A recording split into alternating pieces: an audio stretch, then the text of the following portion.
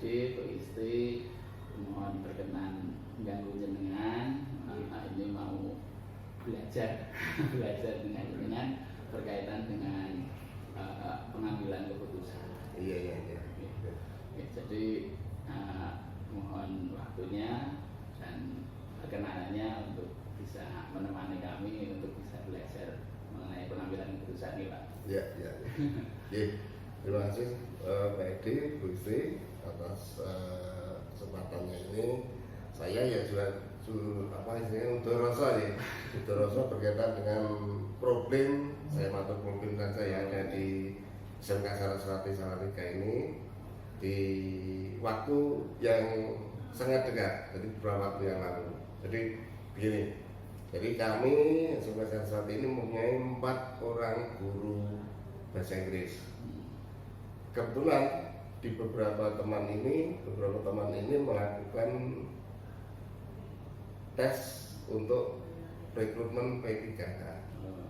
Kebetulan sekali juga di pengumuman di awal itu ada 3 guru kami yang diterima di P3K. Namun ini jadi satu problem juga, bahwa setelah adanya penerimaan itu, pada saat penempatan di bulan April kemarin itu ternyata hanya 2 orang guru yang diterima di P3K. Padahal kami sudah berusaha untuk menutup atau menggantikan teman-teman yang diterima P3K itu dengan rekrutmen guru baru. Yang guru baru ini sudah datang, juga sudah mulai mengajar separuh dari jam teman-teman yang diterima di P3K. Ini menjadi permasalahan kami. Padahal kami sudah dengan teman-teman sudah konsensus, sudah ke suatu keputusan dengan rapat bersama bahwa mereka nanti di bulan April ini, pertengahan April ini, mereka yang diterima di P3K ini menjadi 0 jam. Itu ya, Pak. Ini artinya mereka sudah tidak diisi lagi. Padahal teman-teman yang ketiga itu sudah sertifikasi. Permasalahannya sementara yang satu teman guru ini yang seharusnya masih tetap aktif, ini jadi problem kami. Sehingga kami tetap di keputusan awal sementara ini ya, masih keputusan awal itu bahwa untuk teman-teman yang diterima di P3K walaupun awal kemarin sudah diterima, sekarang ini kalau itu tidak diterima lagi, jadi dikembalikan. Ini menjadi permasalahan di kami. Jadi dilema antara kasihan juga, dan juga tentang aturannya harus begitu. Jadi di yayasan pun ya sudah mengatakan itu, ya sudah harus keluar. Namun juga ada satu peluang, karena di antara 4 orang guru yang ada di kami ini, salah satunya adalah guru ngamen. Saya ngamen itu nambahin jam untuk sertifikasi, dan sementara ini beliaunya ini jamnya sudah terpenuhi di unit kerjanya. Sehingga ada kemungkinannya teman kita yang satu ini yang tidak diterima di P3K nanti bisa menggantikan teman yang tadi. Ini hanya satu wacana, tapi belum ada penjelasan, karena nanti keputusannya ada di pertengahan bulan April ini, setelah tanggal 15 gitu. Jadi masih mempertimbangkan. Iya, pertimbangan itu. Dan kami Walaswa dan Waka ini juga sudah berembuk berkaitan dengan problem itu. Hanya permasalahannya kalau itu nanti teman kita yang satu ini, artinya yang dari yang ngamen tadi, bisa digantikan oleh teman kita yang tidak terima di P3K, berarti kan istilahnya ya selamat tetap mengajar di SMK Saraswati.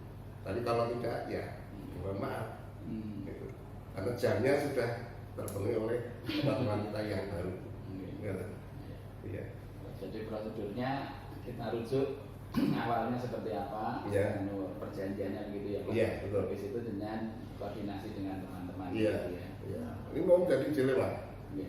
Dilemanya ya hasil kita sudah bekerja lama, sudah berpengalaman. Sementara teman-teman yang baru kan juga belum berpengalaman, belum sertifikasi.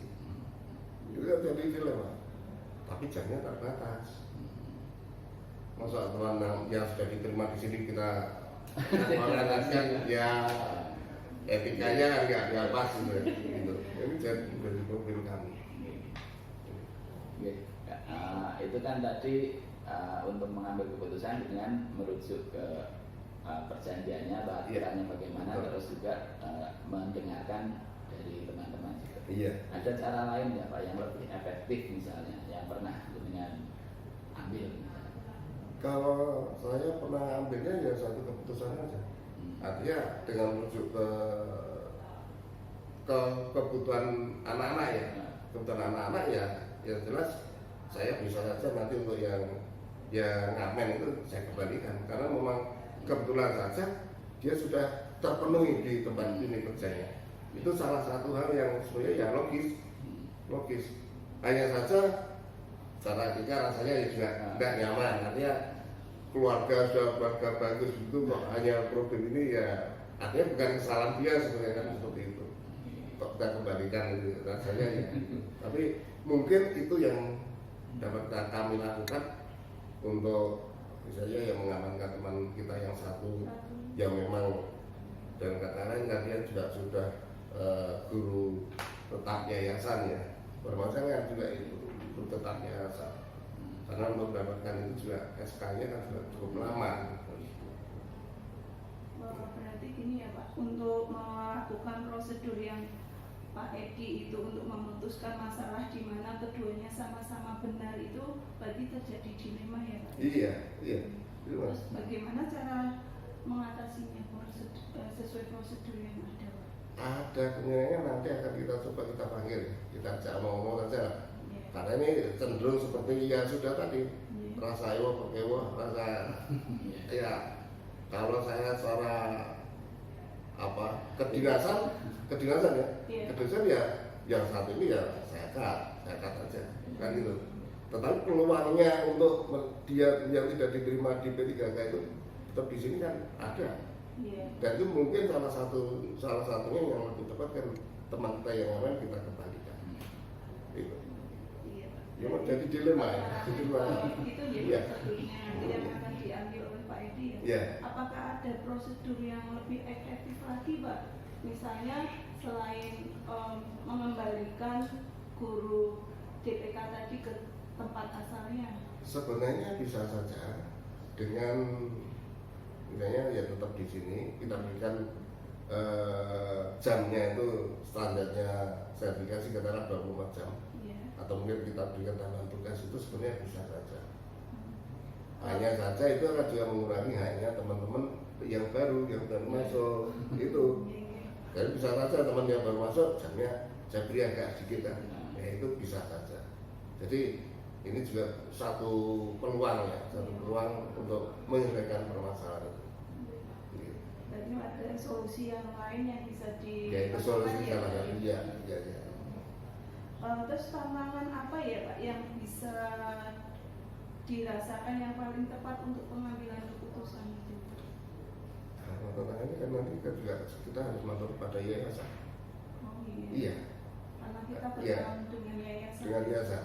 SK-nya teman kita yang satu itu yang saya ditolak ya, yang dikembalikan itu kan sudah SK yayasan. Jadi kami akan konsultasi dengan yayasan sudah. Tidak bisa kami hanya intern, ya. Karena ini sudah kita juga ada laporan ke yayasan, kebijakan nanti juga akan tanyakan ke yayasan. Insya Allah nanti semuanya akan jadi baik, harapan kita ada seperti itu. Jadi Pak, kira-kira seseorang atau mungkin faktor-faktor apa yang kira-kira mempermudah dengan saat pengambilan keputusan itu? Kalau itu ya kita kan terbiasa dengan beberapa teman ya, artinya ke pengambilan keputusan tidak hanya saya sendiri, tapi istilahnya ring satu dengan mereka itu, dengan mereka. Selalu saya katakan kalau hal-hal itu dengan mereka. Kalau hal-hal lainnya yang tidak terlalu mungkin, ya itu bisa saja dengan saya. Jadi lihat kondisi permasalahannya. Iya, permasalahannya apa? Jadi itu termasuk tenggat waktu juga ya, mungkin barangkali ada yang mungkin makanya target nggak Bapak, misalnya kalau masalah ini harus selesai sekian waktu. Iya, karena kita kan untuk PPM ini tahun ajaran kan ada batas waktunya. Besok Juni harus sudah ada keputusan pakai tidak. Iya. Karena nanti jadwal akan kita susun gitu. Artinya di Juli itu sudah siap ini siapa saja personnya. Jadi waktunya tinggal waktu 6 bulan. Jadi saya waktu di awal tadi untuk kasus ini nanti kita ambil setelah tanggal 15 April ini. Iya sudah ada keputusan jalan terus atau tidak. Ya.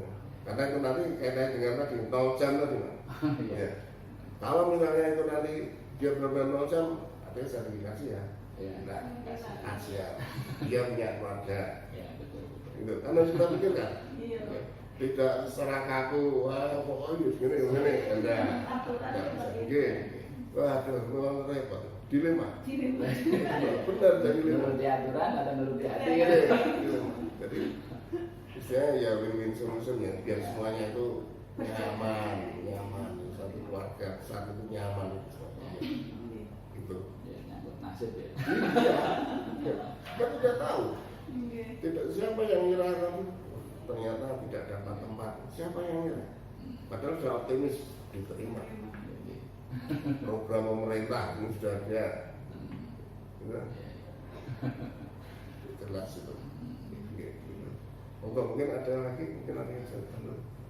Ya kelihatannya cukup kita bisa belajar dari satu kasus ini bahwa untuk mengambil keputusan ini memang harus mempertimbangkan segala sisi masuk ke masalah perasaan, masalah tidak hanya aturan saja. Memang terkhusus apalagi di dunia pendidikan itu memang seperti itu. Aturan ada, tetap pertimbangan lain di belakang itu ada. Itu berlaku tidak hanya pada teman-teman guru, pada siswa pun demikian. Siswa pertimbangan juga dengan orang tua, latar belakang orang tua dan sebagainya. Karena harus ada pertimbangan itu. Jadi tidak hanya memikirkan satu pihak saja. Tidak hanya satu pihak. Jadi kita tidak ada rasa tidak nyalah ya. Walaupun ini juga pembelajaran untuk teman-teman yang lain. Itu pembelajaran untuk teman-teman yang lain. Namun ya tetap kita harus bersikap ya saya mau jadi bapak yang kudu ngomong kabeh gitu ya. Dan kalau profesional ya wes tidak ya itu loh. Tapi yang tidak bisa selama masih ada peluang kenapa tidak kita berikan peluang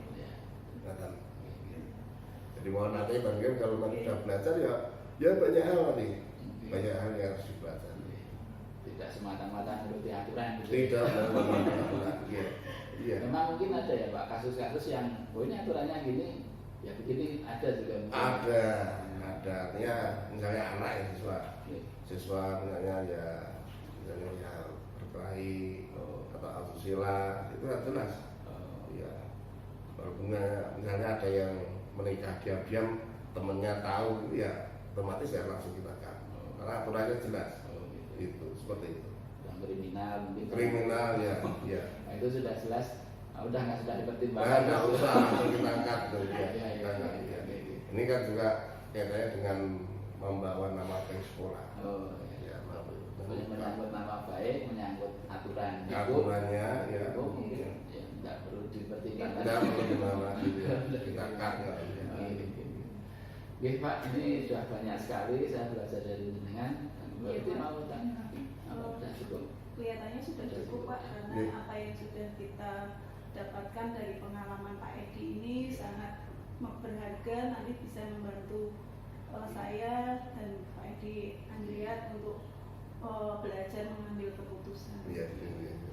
Ya, sekali lagi matur nuwun atas Ya. waktunya dan pembelajarannya, semoga Ya. berkah buat Ya, dengan ya, terima kasih juga Pak Edi, Bu Isti, kesempatan ini. Jadi mengenalkan saya mengeluarkan pengalaman ya untuk problem solvernya. Ini beberapa pertimbangan. Ya insya Allah nanti kalau tanya nanti juga dari Barat ya mungkin mengirim gambaran. Ini kan banyak seperti itu. Karena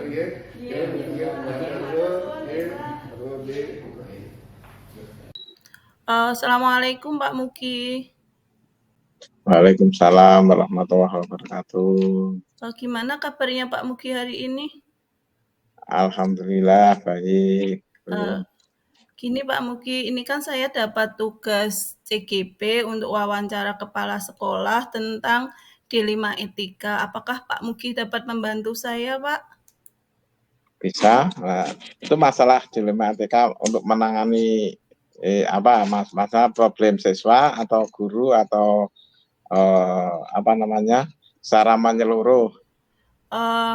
Ya monggo Pak Muki mau pilih yang mana. Yang penting ini kan ada dilema etika itu kan dua keputusan yang sama-sama benar gitu Pak, untuk memutuskan sama-sama benar gitu. Sebagai misal? Tapi tidak mengandung berhubungan dengan hukum tidak, tapi ini hanya berhubungan dengan etika atau sebagai misal bagaimana misalnya ada dua kasus apa nanti akan saya klarifikasi. Misalnya kasus siswa tawuran atau kasus siswa yang tidak naik kelas karena absensinya tidak bagus, bisa seperti itu Pak. Atau masalah tentang guru juga bisa, mungkin guru terlambat datang ke sekolah setiap harinya kan juga bisa itu Pak. Oke. Oh ya, ini saya mengambil contoh pada guru saya kemarin. Ini saya tidak akan menyebut namanya ya, tapi ada seorang guru itu hutangnya sudah banyak, tidak apa-apa ya. Hutangnya sudah banyak, tapi dia mengajukan hutang lagi. Padahal hutang itu untuk kebutuhan untuk membayar UKT-nya putrinya gitu. Nah, ada kasus seperti itu kan yang pertama seandainya tidak tak kasih tanda tangan, berarti kan dia tidak bisa membayar UKT putranya, kan gitu toh. Jika tak kasih tanda tangan, berarti saya akan membiarkan dia utang banyak, kan gitu kasusnya. Iya Pak, iya. Berarti kan ada dilema ya Pak di situ ya? Ya, ada dilemanya seperti itu. Nah, untuk mengatasi seperti itu saya menyarankan yang pertama ya kemarin kan dia sanggup katanya mau menjual tanahnya gitu, menjual tanahnya. Tapi saya akan karena itu bayar UKT-nya dibatasi minggu depan harus lunas, maka itu dia mengajukan hutang saya tanda tangani karena saya kasihan kalau dia tidak bisa bayar uang UKT putranya, itu secara otomatis putranya tidak bisa mengambil SKS, tidak bisa sekolah lagi, sehingga dia sudah tak tanda tangani untuk pengambilan pinjaman ke bank tersebut gitu Bu. Oh seperti itu ya Pak Muki ya. Pak Muki sudah mengidentifikasi kasus yang sudah berhubungan dengan dilema etika ya Pak. Terus bagaimana caranya mengambil keputusan di sekolah Pak Muki, di mana kasus itu ada dua kepentingan yang sama-sama mengandung nilai kebajikan, itu bagaimana Pak? Itu kan antara kebajikannya itu kan rasa iba terhadap guru tersebut. Guru tersebut kasihan kan gitu. Kemudian dilemanya berlawan dengan dilema yang satu itu mesake kasihan karena nanti utangnya akan numpuk kan gitu. Sehingga saya akan mengambil mana skala prioritas yang mendesak dulu. Yang mendesak ternyata setelah saya analisa ternyata harus pinjam uang untuk membayar sekolah putranya. Iya gitu ya Pak. Terus langkah atau prosedur yang bisa Pak Mugi ambil apa saja Pak? Yang selama ini bisa. Saya yang pertama ada jaminan. Kalau maaf ini bukan rahasia orang. Ada jaminan bahwa suaminya tak suruh kerja serabutan, dalam arti ya sembarang, yang penting dapat penghasilan tambahan gitu. Kedua, dia sanggup menutup utang tersebut dengan cara itu katanya mau menjual tanahnya agar gajinya itu utuh kembali, karena gaji tinggal sedikit kan untuk biaya hidup kan tidak mungkin. Kemudian setelah itu gaya hidupnya ya yang standar sesuai dengan gaji yang diterima, sehingga tidak akan terjadi besar pasak daripada tiang gitu. Iya. Berarti itu yang bisa dilakukan ya Pak. Adakah Ya. hal-hal yang lain yang selama ini Bapak anggap efektif dalam pengambilan keputusan pada kasus-kasus dilema etika Pak? Ya, itu efektifnya karena ini mendesak ya tetap istilahnya sebenarnya saya sarankan untuk pinjam secara cepat itu di koperasi. Tetapi karena ini mendekati Lebaran, koperasinya sudah nol, kasnya sudah nol, sehingga ya kita serabutan pinjam secara secara cepat itu di koperasi tidak ada, sehingga saya pengen yang kedua saya sarankan pinjam ke temannya, itu juga kebetulan karena Lebaran kan tidak mungkin. Itu saran, ada dua alternatif sebenarnya, tetapi dia dua alternatif itu dia tidak bisa melakukan, sehingga dengan dengan jalan dia akan minjam secara cepat di bank yang nanti dalam waktu 1 bulan insya Allah akan dilunasi gitu. Oh iya Pak. Terus gini Pak, untuk mengambil keputusan itu apakah ada pihak-pihak terkait yang Bapak libatkan di dalamnya Pak? Misalnya wakakurikulum atau yang lainnya Pak? Kalau ini menyangkut masalahnya beda. Kalau misalnya menyangkut privasi orang, saya tidak akan melibatkan siapapun, dan siapapun tidak akan saya tidak akan cerita keburukan orang atau kelemahan orang. Tapi kalau misalnya masalah yang saya hadapi itu masalah kemajuan sekolah secara umum demi kepentingan memajukan sekolah, memajukan prestasi siswa, itu akan saya libatkan baik waka-waka yang terkait, baik itu kurikulum, kesiswaan, atau mungkin program jurusan yang terkait. Kalau ini kan masalahnya privasi seseorang, saya tidak akan melibatkan siapapun kan gitu, agar yang tahu cuma saya dan individu tersebut. Berarti ini juga mengandung nilai kebajikan ya Pak, tidak membuka aib orang ke sembarang ya Pak ya. Ya. Terus ada hal-hal apa saja yang selama ini menjadi tantangan dalam menghadapi keputusan dan dalam kasus dilema etika tersebut, Pak? Banyak tantangan yang dihadapi, misalnya kalau Yun, maaf ya, kalau utangnya banyak, otomatis gajinya kan tinggal sedikit. Kalau gaji sedikit nanti etos kerjanya itu pasti akan berkurang. Itu harapan yang pahit itu seperti itu. Sehingga saya kadang-kadang kalau seorang guru atau karyawan yang mengajukan utang banyak itu kadang-kadang akan saya bendung, akan saya halangi. Saya lihat struktur gajinya berapa dulu. Kalau misalnya kok sudah 50% kurang, itu akan saya hentikan, saya tidak mau tanda tangan. Tapi kalau misalnya gajinya masih banyak, saya dengan ikhlas untuk tanda tangan. Semoga hasil pinjaman itu bisa bermanfaat untuk yang bersangkutan. Gitu. Oh iya Pak, iya. Terima kasih Pak Mugi untuk penjelasan hari ini. Berarti untuk mengambil keputusan itu tidak mudah ya Pak ya?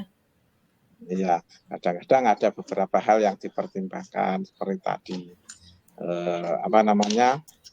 mendesak atau tidak, efeknya ke anak atau ke keluarga atau ke lingkungan masyarakat, itu efeknya itu harus dipertimbangkan. Kalau misalnya tidak satu setuju kan otomatis putranya tidak bisa sekolah, itu efeknya kan kasihan juga kan gitu Bu. Oh iya Pak, ya udah Pak, terima kasih atas penjelasan Pak Mugi pada siang hari ini. Semoga nanti ini bisa membuat gambaran saya ke depannya untuk belajar tentang pengambilan keputusan ya Pak ya. Ya, oke, makasih Bu. Assalamualaikum warahmatullahi wabarakatuh. Waalaikumsalam warahmatullahi wabarakatuh. Assalamualaikum warahmatullahi wabarakatuh. Waalaikumsalam warahmatullahi wabarakatuh. Bu Isti dan Pak Edi. Mana kabarnya Bu Mariati hari ini Bu? Alhamdulillah baik sehat. Kami berdua, saya dan Pak Edi Andriat, hari ini kunjungi ke sekolahnya Bu Mariati untuk belajar bagaimana caranya untuk mengambil keputusan.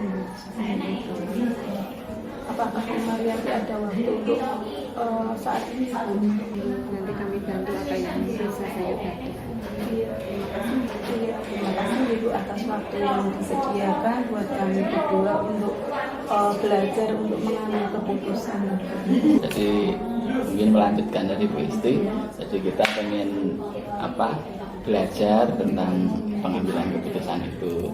Tentu kan Ibu sebagai kepala sekolah di SMK Negeri 1 Tuntang ini sering sekali mengambil keputusan, baik itu yang bersifat kesukaan moral maupun dilema etika. Nah, untuk mengidentifikasi bahwa ini adalah termasuk kasus yang kujukan moral atau ini adalah yang dilema, itu jenengan kira-kira mengidentifikasinya bagaimana? Terima kasih Pak Edi. Kalau saya mengidentifikasinya itu biasanya kami bekerja sama dengan teman-teman guru, nanti ada permasalahan kemudian kita diskusikan ini masuk yang kasus mana, apakah dilema, apakah rujukan moral, seperti itu. Jadi kita biasanya memang kita lakukan koordinasi itu untuk manajemen 1 bulan sekali, tetapi untuk Bapak Ibu guru itu apel setiap pagi. Jadi kalaupun ada masalah-masalah itu bisa segera disampaikan, kemudian kalau memang urgent harus segera kita atasi, maka kita akan berkoordinasi lebih lanjut. Jadi kita melalui dari teman-teman Juga ada masukan dari rekan-rekan. Karena kalau permasalahan itu datangnya dari siswa, tentu saja kita tidak bisa langsung mengetahui secara langsung. Jadi lewat wali kelas atau guru-guru gitu. Karena untuk dilema maupun rujukan moral itu bisa saja dari guru sendiri atau dari karyawan, kemudian bisa saja dari siswa atau mungkin dari misalkan sumber daya, itu juga bisa. Ada kasus yang pernah Ibu alami tentang dilema etika di sekolah ini? Satu siswi itu sering sekali tidak masuk di akhir tahun, artinya di kelas 12 itu sudah sering kali tidak masuk. Nah, ini menjadi permasalahan waktu wali kelas menyampaikan pada saat apel. Kemudian kita cari yang terkait itu siapa saja dengan siswa ini. Tentu saja yang terkait adalah guru di jurusan masing-masing atau program keahlian, kemudian ketua program keahlian, wali kelas, itu guru-guru yang mengajar, itu kan semuanya terkait. Jadi kita mengidentifikasi ada kasus, otomatis secara tidak langsung kita kan mencari ini yang berkaitan dengan ini siapa ya. Terus kemudian kita adakan koordinasi kenapa kok anaknya tidak masuk dan sebagainya, karena tidak ada alasan, kadang-kadang alasannya izin tapi tidak masuk dan sebagainya. Akhirnya kita mencari data melalui wali kelas untuk bisa berkomunikasi dengan pihak siswa, dengan orang tua, seperti itu. Nah, dari sana itu ternyata yang namanya anak putri itu ternyata sudah dilamar oleh walaupun belum nikah dan belum terjadi sesuatu, tetapi karena sudah dilamar mungkin temennya juga tahu lah, dan mungkin beban mental juga bagi si anak untuk berangkat ke sekolah, seperti itu. Nah, karena seringnya nggak masuk anak itu dan apa, otomatis poinnya menjadi banyak, jadi melebihi poin yang ada di sekolah ini. Nah, di situ secara tidak langsung bahwa poin terpenuhi sesuai aturan kan harus keluar gitu, harus istilahnya kita kembalikan ke orang tua. Nah, di situ ada aturan yang menyatakan kalau poinnya lebih dia harus keluar.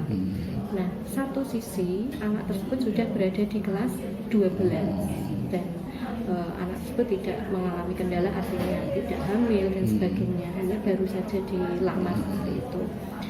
Nah, itu menjadi apa ya, suatu permasalahan. Kalau anak itu nanti keluar betul menurut aturan, benar juga, karena kan aturannya memang sudah menyatakan seperti itu tata tertibnya. Tetapi ada guru yang memang setelah kita koordinasi, mencari data, kita diskusi, itu menyatakan eman-eman, kasihan karena sudah kelas 3 dan sudah semester genap. Nah, jadi itu kan ada dua sisi ya, ada dua yang sebetulnya semuanya benar. Satu, benarnya karena dari sisi aturan dia harus keluar. Satu, menurut ini benar juga karena sudah kelas 12 kita memikirkan juga untuk masa depannya si anak. Jadi dua ini yang menjadi permasalahan dan akhirnya kita tidak bisa langsung memutuskan saat itu. Jadi kita berpikir dulu, kita cari alternatif seperti itu. Kita diskusi, kemudian kita cari alternatif. Berikutnya kita diskusi lagi alternatif apa yang bisa kita lakukan untuk si anak ini supaya ada solusi terbaik, tidak merugikan si anak juga. Kemudian dari teman-temannya juga tidak merasa lulus dilamar kok untuk sekolah seperti itu. Walaupun kalau belum nikah kan sebetulnya kan boleh jadi. Tapi kan kita juga melihat beban moral si anak karena temannya tahu. Nah, kita harus mencari solusi yang terbaik seperti itu. Nah, setelah ada solusi, ada beberapa solusi, alternatifnya satu, anak tetap diminta untuk sekolah walaupun tidak mau, tapi kita harus memahamkan juga ke anak seperti itu. Kemudian memahamkan juga ke orang tua. Nah, kita mengundang orang tua dengan anak yang diharapkan orang tua itu seperti apa. Kalau orang tuanya itu masih menginginkan anaknya untuk bisa lanjut, toh itu juga belum resmi seperti itu.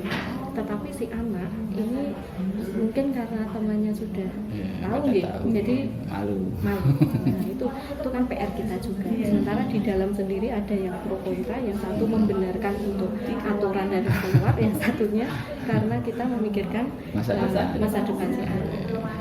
Itu ada alternatif, yang satu anaknya tetap sekolah dengan memahamkan si siswi itu sendiri bahwa memang untuk masa depan, untuk sekolah, pendidikan itu lebih penting. Yang kedua, memahamkan ke orang tua agar tidak melaksanakan pernikahan selama anak nanti belum lulus. Yang ketiga, kita juga dari guru ini harus dicari permasalahannya juga, titik temunya juga. Itu anak tetap belajar dengan memahamkan ke guru-guru bahwa itu belum resmi menikah, tidak terjadi sesuatu, artinya anaknya juga masih normal, kondisi fisiknya juga normal, tidak hamil dan sebagainya. Itu yang perlu kita pahamkan. Walaupun sebetulnya pada saat diskusi itu seperti itu. Nah, itu kemudian yang pertama kita pahamkan adalah anak dulu. Jadi ada pro kontra, akhirnya kita dari guru alternatif 1, alternatif 2, alternatif 3. Alternatif 1 tetap anak keluar, itu dari beberapa. Alternatif 2 tetap anak masuk, tapi kita tetap memahamkan 1 ke siswi, 2 ke orang tua, 3 ke siswa yang ada di sekolah ini yang mengetahui bahwa anak itu sudah dilamar dan sudah mau menikah seperti itu. Akhirnya dari teman-teman, karena yang terkait dengan teman-teman, kita adakan diskusi lagi. Akhirnya kita melihat jangka panjangnya juga, karena kalau kita putuskan anak itu keluar padahal sudah semester genap dan sebentar lagi mau ujian, itu kasihan juga, kita tidak tahu nasib anak itu kedepannya bagaimana, dan itu juga berkaitan dengan pemerataan pendidikan. Siapa tahu nanti setelah lulus anak itu bisa menikah, tapi ijazahnya juga bisa digunakan untuk mencari kerja. Itu. Jadi kita memikirkan juga nasib kedepannya siapa. Dan dengan kita memahamkan, akhirnya teman-teman bisa paham, walaupun ya ada agak lama ya diskusinya seperti itu. Teman-teman paham. Kita cari data-data juga. Bagaimana anak itu keseharian dari kelas 10 sampai dengan kelas 12. Ternyata memang tidak ada pelanggaran yang signifikan. Yang kedua, bagaimana dengan tugas-tugasnya. Anak itu ternyata rajin. Bahkan sebelum anak itu tidak berangkat itu semua tugas terpenuhi, nilainya ada dan sebagainya. Kemudian bagaimana anak itu di sekolahnya karakternya bagaimana. Ternyata anak itu memang karakternya pendiam, tetapi tidak memiliki masalah dengan teman-teman. Bahkan kalau ada tugas juga diselesaikan, dengan guru juga baik, teman-teman. Nah, itu salah satu pertimbangan faktor pendukungnya seperti itu. Akhirnya dengan menunjukkan data-data real itu teman-teman bisa menerima, memahami. Nah, kemudian kita setelah mengambil keputusan, orang tuanya dipanggil lagi dengan anaknya, itu kita pahamkan. Nah, orang tuanya setuju karena memang orang tuanya kan menginginkan anaknya itu tetap sekolah, nikahnya juga nanti seperti itu. Tapi anaknya malu. Nah, kita pahamkan, kita bekerja sama dengan guru BK untuk bisa membentengi anak itu, bagaimana nanti bersikap dengan temannya dan sebagainya. Itu kita kerjasama dengan guru BK. Kita kerjasama juga dengan wali kelas, dengan guru BK juga. Anak-anak yang sudah tahu kondisi anak tersebut kita panggil, kita berikan penjelasan, wawasan bahwa toh ini juga belum resmi, baru dilamar saja. Namanya orang desa mungkin dilamar, ada orang yang tahu kan malu gitu ya sampai di sekolah. Nah, itu kemudian teman-temannya dikasih bimbingan sama guru BK, klasika dijelaskan, kemudian bisa individu untuk pelaksanaan atau realisasi keputusan yang diambil tadi bisa menang, dan anaknya tetap mau untuk sekolah lagi, dengan catatan beberapa hari yang tidak masuk kan melebihi poin pelanggaran itu dengan catatan dia mengganti kompensasi ketidakhadiran. Ketidakhadiran. Ada tugas-tugas lain diganti tugas lain ya tidak memberatkan sih. Kompensasi tugas yang ditinggalkan juga harus diselesaikan. Nah, itu kita juga tidak langsung selesai begitu saja, tetapi kita juga memantau anaknya itu bagaimana di kelasnya, apakah mungkin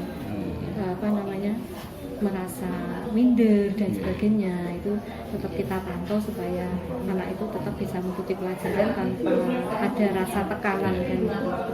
Dan alhamdulillah ikut ujian dan anaknya bisa lulus. Itu kan.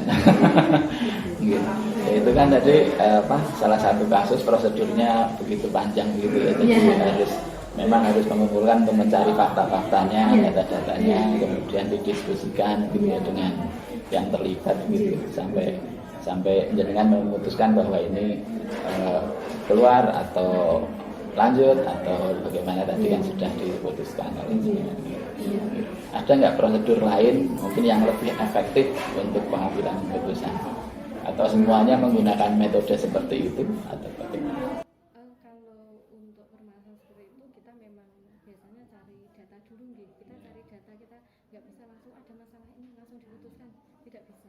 Karena tidak semua kasus bisa langsung diselesaikan. Kebetulan yang kami alami, kita harus mencari data terlebih dahulu permasalahan yang sebetulnya apa untuk mengidentifikasi, kemudian kita mencari teman-teman yang terkait ini, bagaimana dimintai pendapatnya, datanya bagaimana, kita diskusikan seperti itu. Kemudian baru kita alternatifnya apa ini, satu dikeluarkan, dua tetap ikut dengan memberi pemahaman, memberi ini. Jadi dua-duanya sebetulnya benar, dikeluarkan juga benar, diikutkan sekolah lagi juga benar, karena memang belum keluar dan belum resmi itu tadi. tadi itu dari permasalahan atau kasus siswa tadi ya Bu ya, itu ada tantangan apa yang ada di dalamnya? Tantangannya bagaimana cara mengatasi siswa itu biar bisa kembali lagi ke sekolah. Terima kasih. Tantangannya memang luar biasa ya, karena untuk anak-anak itu kan berpikirnya harus dilamar untuk sekolah. Terus takutnya kalau dia berpikir Gigi sudah nikah ikut sekolah, itu tantangan bagi siswa lain. Yang menjadi tantangan seperti ini, anak-anak jangan sampai nanti berpikir bahwa anak yang sudah dilamar besok yang sudah nikah, mungkin yang sudah hamil, mungkin boleh sekolah lagi, kan anak-anak itu. Jadi tantangan kami bagaimana membuat anak-anak itu tidak melakukan hal-hal yang mencontoh seperti itu misalkan. Jadi lebih ke pemahaman siswa, itu tantangan yang berat, karena jangan sampai nanti ternyata sekolah saja seperti ini masih dulu dan sebagainya. Itu yang menjadi tantangan terberat. Tapi kita tetap bekerja sama dengan guru, wali kelas, dengan Kaprodi, dengan BK, itu untuk solusinya seperti itu, untuk bisa memahamkan anak-anak yang sudah tahu. Tapi anak-anak yang belum tahu juga kita tidak informasikan. Cuma kita dalam pembelajaran, dalam apel itu menghimbau anak-anak untuk bisa menjaga diri, kemudian mengutamakan pendidikan terlebih dahulu, seperti itu. Jadi menumbuhkan rasa empati juga ke teman lain seperti itu, bahwa ini keputusan juga karena perasaan juga kan gitu, kan gitu.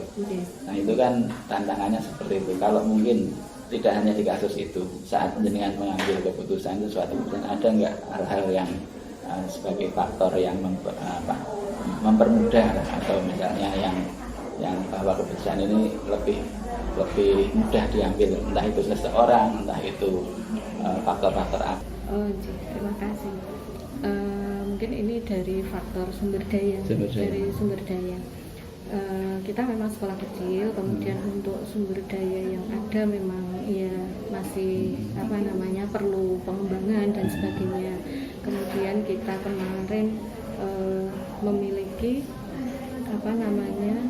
rombel sejumlah 13 rombongan belajar, 13 kelas, sementara untuk sarprasnya kan kurang, untuk kelasnya kurang 2 ruang seperti itu.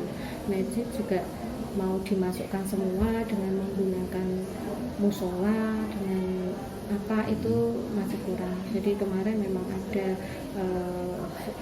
alternatif satu dari teman-teman dari wakil kurikulum itu, satu anaknya dimasukkan pagi separuh, siang ganti kelas, artinya di pagi dan siang di rolling itu. Kemudian bagaimana cara mengatasi itu betul juga. Kemudian ada alternatif lagi daring, itu betul juga, anak daring. Kemudian dari masuk pagi dan siang daring. Nah, kita diskusikan lagi di situ nih. Artinya saya berpikirnya seperti ini. Kalau daring mungkin untuk pelajaran yang online, praktek itu kesulitan. Karena apa? Mereka tidak bisa praktek sendiri di rumah. Dari segi peralatan, dari segi bahan mungkin tidak ada atau tidak punya. Kalaupun mengadakan tentu saja butuh biaya yang banyak. Kalau pagi dan siang itu waktunya yang terbatas, artinya per jamnya itu nanti tidak sesuai 45 menit, itu tidak sesuai, sehingga ada jam-jam tertentu yang terpotong. Kalaupun masuk pagi dan siang, yang masuk itu prakteknya saja, kemudian normatifnya daring bisa juga, tapi bagaimana dengan pemahaman kayak mata pelajaran matematika dan sebagainya. Nah, akhirnya kami mengambil keputusan pertama, oke lah masuk pagi dan siang sementara untuk mata pelajaran yang praktek. Jadi khusus kejuruan kemarin kita masukkan separuh pagi, separuh siang, atau satu kelasnya pagi, satu kelasnya siang, khusus yang mapel produktif, prakteknya saja. Setelah anak dibekali dengan mata pelajaran itu sudah cukup, akhirnya kami memutuskan untuk yang satu kelas kita terjunkan untuk PKL di industri, sehingga satu bisa pelajaran normal, satu PKL. PKL. Begitu selesai PKL, yang pelajaran di kelas kita tukar. Atau kita tidak menghilangkan esensi pembelajarannya, cuma untuk PKL-nya kita atur waktunya. Itu yang menurut kami alternatif yang bisa dengan mudah bisa diselesaikan seperti itu.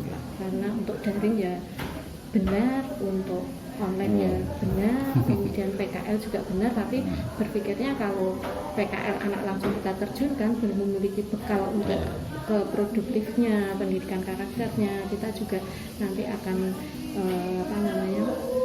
merasa kurang dalam membekali anak pada saat belajar di industri.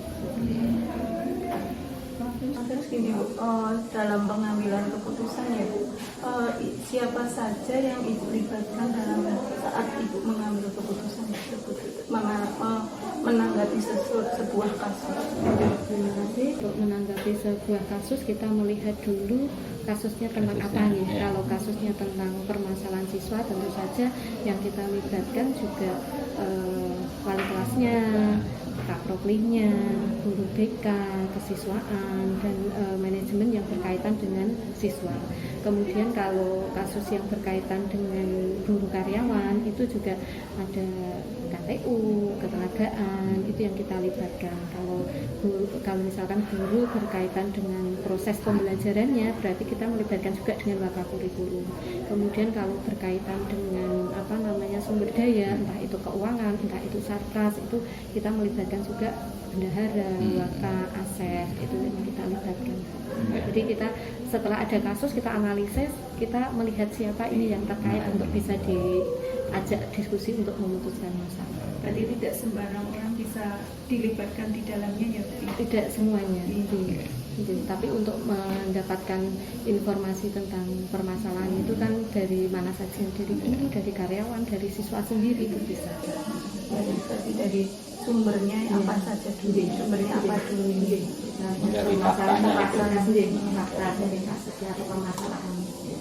Ada target nggak? Misalnya kalau suatu masalah ini harus diselesaikan dalam waktu berapa hari atau berapa jam atau bagaimana? Jadi kan punya target itu enggak?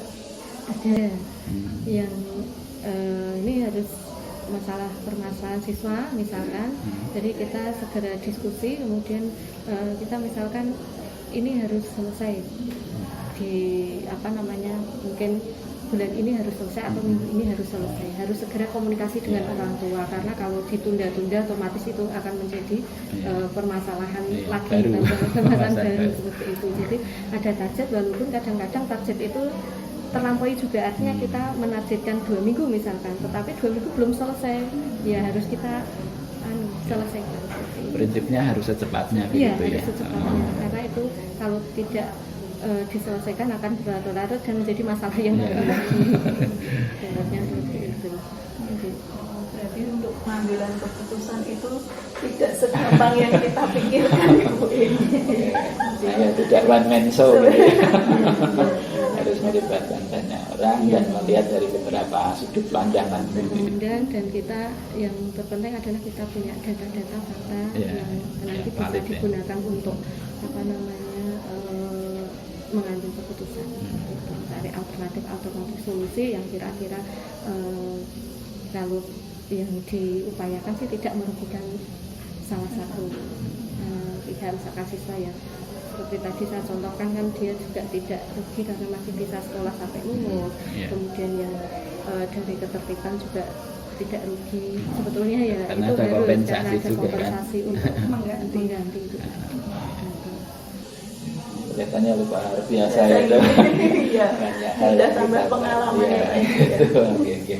Semoga ini bisa untuk bekal kita juga, seandainya nanti kita menghadapi situasi yang sama, sehingga kita punya banyak wawasan bahwa mengambil keputusan itu nggak harus sendirian, nggak harus dipikir sendiri, tapi juga melibatkan banyak orang, dan terpenting fakta-fakta itu harus betul-betul harus gitu ya. Ya memang penting Pak, jadi jangan sampai nanti kita mengambil tapi ternyata tidak sesuai dengan kenyataannya. Iya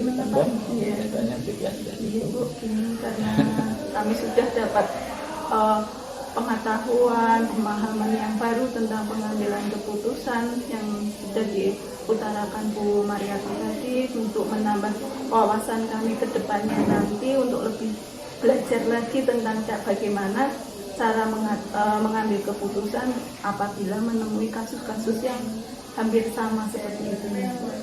Kami, saya dan Mbak Edianda berterima kasih sekali karena sudah diberi kesempatan untuk bisa belajar tentang bagaimana cara pengambilan keputusan.